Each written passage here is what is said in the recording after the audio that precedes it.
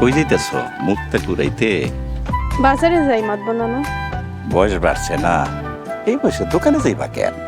আপনি জানেন না যে আমার আব্বা নাই? তা জানি। আরে তোমার মায়ের ভুলের কারণেই তো তোমার আব্বাই তোমার করে ফকিরে বানাই চলে গেছে। ফকির বানাইলো কই? আমরা কি ভিক্ষা করি? তা করো না। হইছে, আমি এখন যাই মাত বানানো। তোমারে দোকানে যাইতে হইব কেন? তোমার মাই গেলেই তো পারে। মাই কামে গেছে।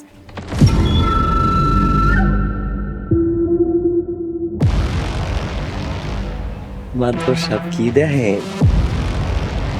দেহি গোবরে পদ্ম ফুল। ঠিকই কইছেন মাধবর সাহেব, কত ফুল ফুটবো জিলেবিলে, এমন একটা সুন্দর ফুল গোবরে কেন ফুটতে গেল? গরিবের ঘরে এত সুন্দর মাইয়া, আরে এই মাইয়া তো থাকার কথা আমার রাজমহলে, তাই না রে সেলিম? মাধবর সাহেব, আপনার মনে আগুন লাগছে। আগুন নিবানের ব্যবস্থা কর।